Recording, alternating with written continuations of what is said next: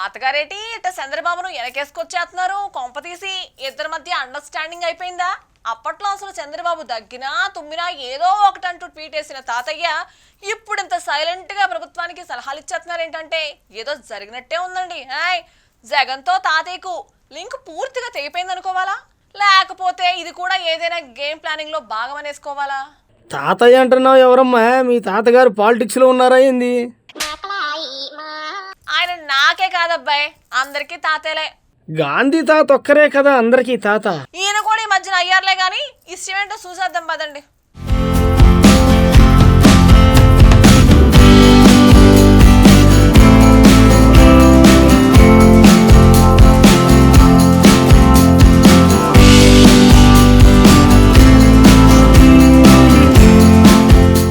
విజయసాయిరెడ్డి ఈ పేరు ఎక్కడో విన్నట్టుంది కదా?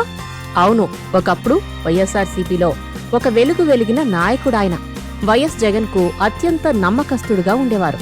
కానీ జగన్ తీరును వ్యతిరేకించి పార్టీ రాజ్యసభ సభ్యత్వానికి రాజీనామా చేసి ఇప్పుడు సైలెంట్ అయిపోయారు. అప్పట్లో అస్సలు గ్యాప్ లేకుండా రోజుకో ట్వీట్ వేస్తూ సోషల్ మీడియాలో బిజీగా ఉండేవారు ఈ సారు. ముఖ్యంగా వీలు చిక్కితే చాలు టీడీపీ అధినేత ఏపీ సీఎం చంద్రబాబుతో పాటు లోకేష్ ను టార్గెట్ చేస్తూ ట్వీట్లు వేస్తూ మంట పుట్టించేవారు. వైఎస్ఆర్సీపీ నేతగా ఉన్నప్పుడు టీడీపీ మీద ట్వీట్లు వేయడమే పనిగా పెట్టుకునేవారు విజయసాయిరెడ్డి. ఆయన వేసిన చాలా పోస్టులు సంచలనం రేపాయి. ఇదంతా ఇప్పుడు గతం. పాలిటిక్స్ లో ఇప్పుడు జరిగేదే ముఖ్యం. గతం గురించి ఎవ్వరికి, ముఖ్యంగా నాయకులకు అస్సలు గుర్తుండదనే కంటే గుర్తు పెట్టుకోరు అంటే కరెక్ట్. జనవరిలో తన రాజ్యసభ సీటుకు రాజీనామా చేసిన తర్వాత రకరకాల ఊహాగానాలు వినిపించాయి. విజయసాయిరెడ్డి బీజేపీలో చేరిపోతారని, తిరిగి ఎంపీ అవుతారని, ఇలా చాలా ప్రచారాలే జరిగాయి. కానీ అవేవీ ఇంతవరకు జరగలేదు. ఇక ఎక్స్ లో కూడా విజయసాయిరెడ్డి సౌండ్ వినిపించడం లేదు. దాదాపుగా సైలెంట్ అయిపోయారు. మళ్లీ ఆయన వైఎస్ఆర్సీపీలోకి రీఎంట్రీ ఇస్తారనే ప్రచారం కూడా జరిగింది.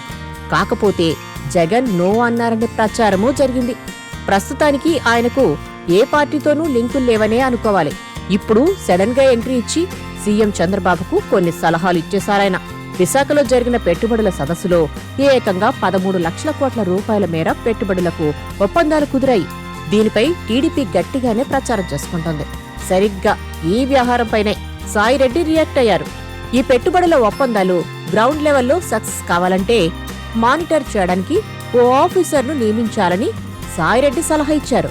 రియల్ టైం వెబ్సైట్ కూడా ఓపెన్ చేసి ఈ 613 ఒప్పందాలు ఎంతవరకు వచ్చాయో అందరికీ తెలిసేలా చూడాలన్నారు. ఇలా రెగ్యులర్ ఫాలోఅప్ చేయడం వల్ల కనీసం 75% గ్రౌండ్ అయినా ఏపీ ఫ్యూచర్ మారిపోతుందని అంటున్నారాయన.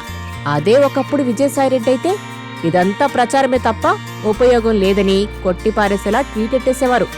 కానీ ఇప్పుడు అందుకు భిన్నంగా సూచనలు చేయడం కొంచెం కొత్తగానే ఉందని జనాలంటున్నారు. ఇది కూడా ఒక రకంగా చూస్తే చంద్రబాబును ప్రశంసిస్తున్నట్టే.